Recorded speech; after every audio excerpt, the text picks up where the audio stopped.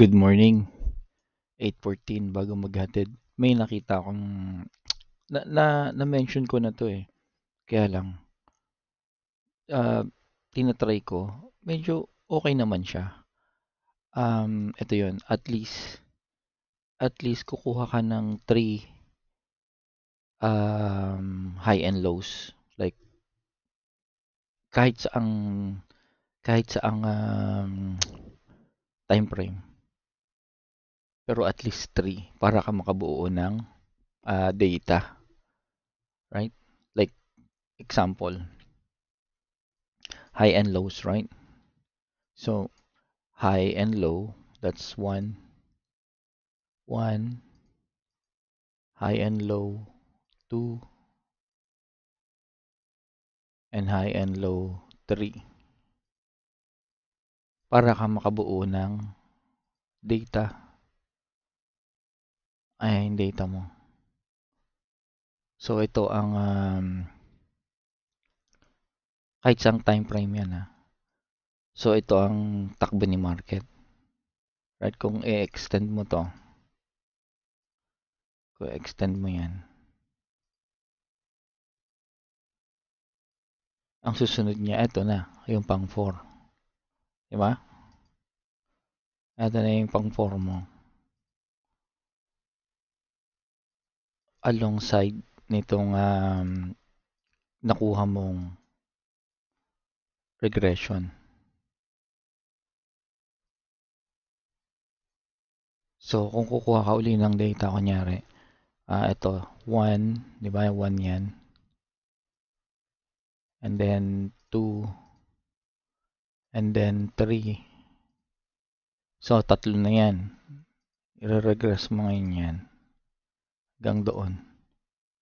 So, yan yung data mo ng regression. Right? So, saan ang pupunta? 4, pababa. Ito, 4. Di ba? O, let's say, ito, down. 1, 2, and then 3. 3. Yan. And then, simula doon, 1, 2, 3, diba? Tatlo yung data mo. Ito yung regression mo. Yan ang regression mo. So, ito ang papapalo mo na. At least 3. Then, na-break na siya doon. Ito yung pang 4 mo.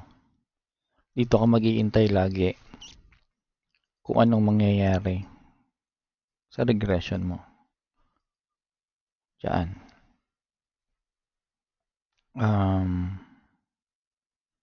Yan. Diyan.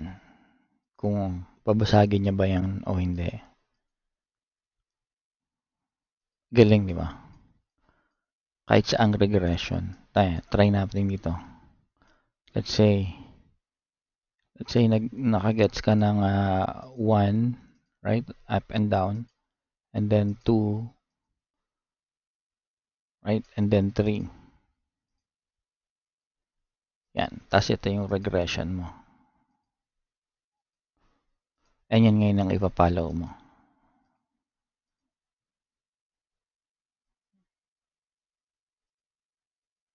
Yan. Until yung data na yan ma-break. Of course, habang nagaganyan ka, pwede ka pang magawa ng another 1, 2, 3. Right? So, diretso lang to. Hanggang ma-break. Nung na-break siya dyan, ito na yung regression mo. Ayos, di ba? So, kunyari, ito. The regression mo, 3. 1, 2, 3. So, pwede mo yung regression yan. Yan ngayon na ipapalo mong data. Yan. Na-break. Pwede mo yung regression to. Basta any 3. Any 3. Right? So, ito na yan. Ilang ang kailangan natin para makabuo tayo ng pattern? 3. Tatlong regression. And then inside, of course, pwede ka pang gumawa ng sarili mong regression. Right? So, ito, hanggang doon. Yan, hanggang doon. Ito yung regression mo.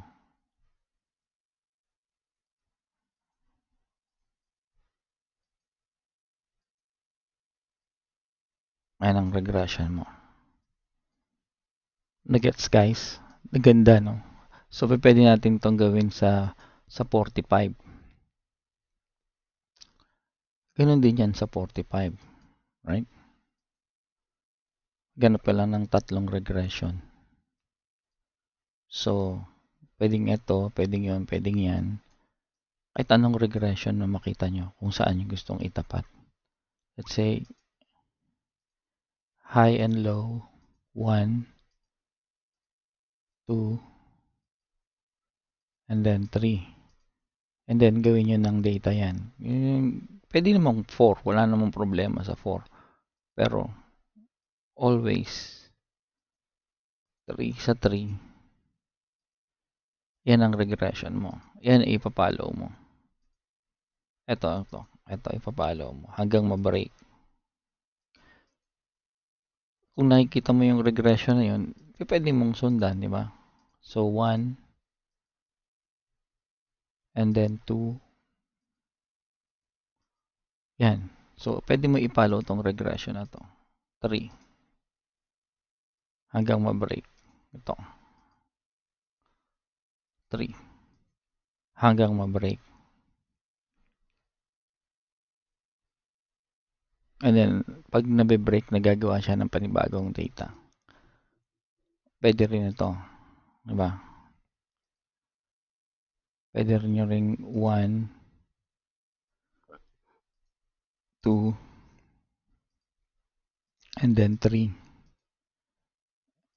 And then, 1, 2, 3. Ito yan. Ito yung regression mo. Hanggang ma-break.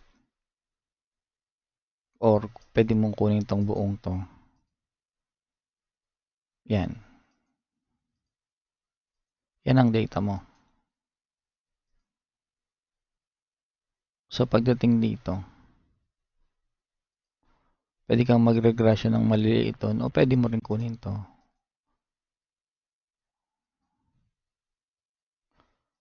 Pwede mo kunin to. 1, 2,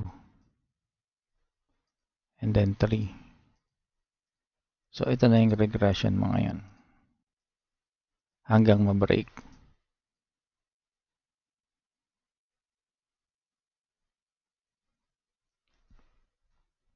Diba? So, ano to? Pill.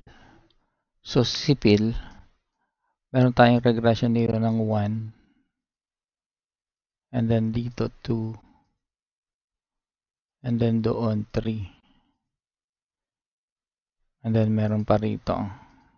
Yun. Yan. So, kahit alin dyan, pwede mong kunin. Hanggang dyan. Or 1, 2, 3. Ito. Hanggang dito. Right? And then, yan ang ating ipapalo ngayon.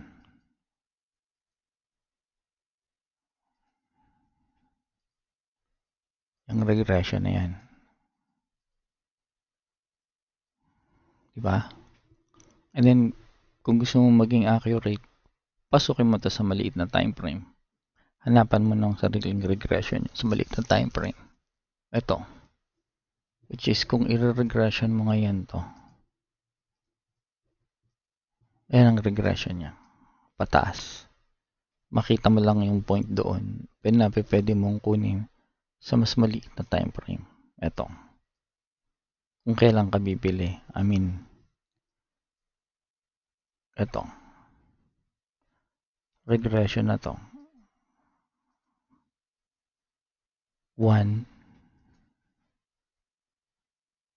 Yan. 2. And then 3. So, yan ang kunin nating regression.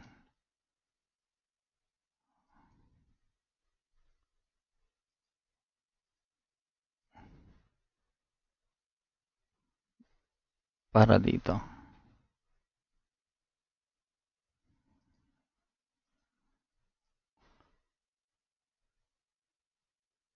Oopsie. Dito.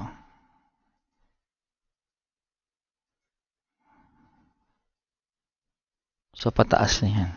Dami niya nang nabasag, oh. Ayan, oh. Dami niya nang nabasag. Saka nasa bottom na siya. So, kailangan ko lang bumili.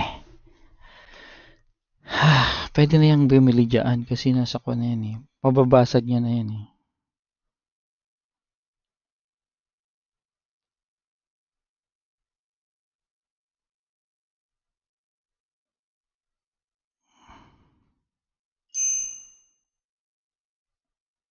Okay.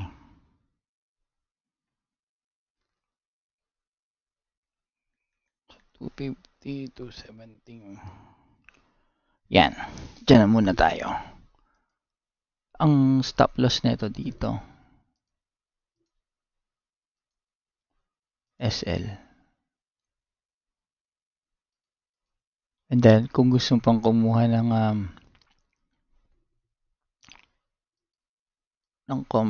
confluence, may start tayo dito sa pinaka-bottom, right? So, ito yung una. Ito yung una. Ito yung pangalawa. Ito yung pangatlo. So, yung tatlong yan. Or pwede natin gawin itong pangatlo. Pero anyway, yung tatlong yan, pwede mo i-confluence yan. Yan. Yan ngayon ang target mo. Kailangan niyang ma-break yan.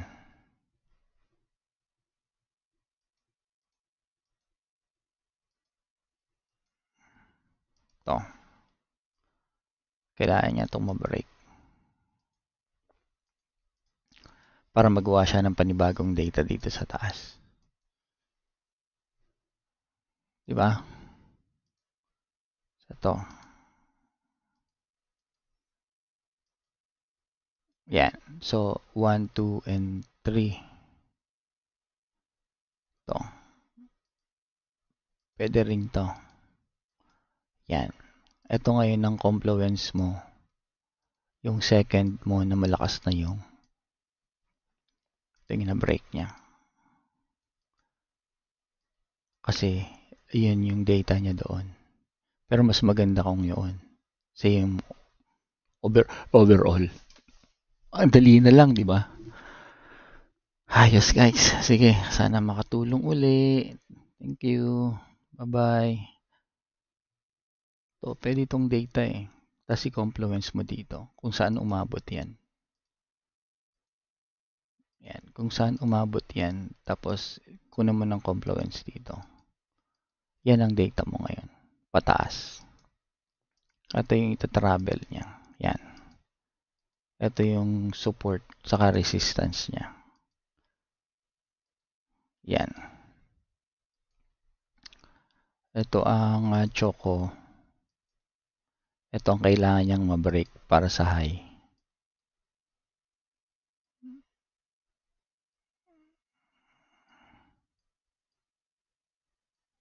BOS. Yan. Yan yun. So, pwede yan bumaba dyan, pero umangat doon. Yan ang hanggang ma-break ito. Hanggang ma-break, panibagong data. Like, dito, ito, na-break to, di ba? Ito. Ito, green.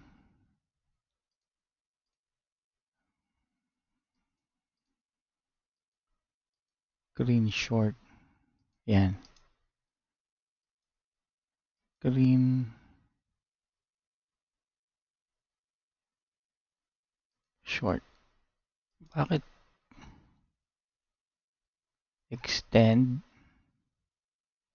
the money? But extended? Hindi dapat extend. Yung short na green lang.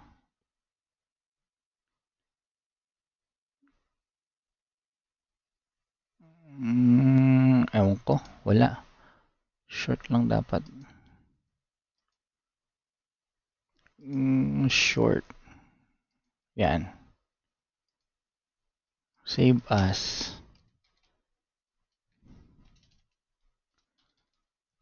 Green.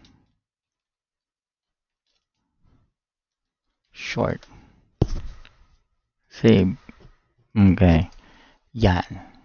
So, panibagong data na yan dito sa dito na yan. Kasi yun yung panibagong data mo. So, that's it for now. Thank you. Bye-bye. Magatid pa ako sa anak ko.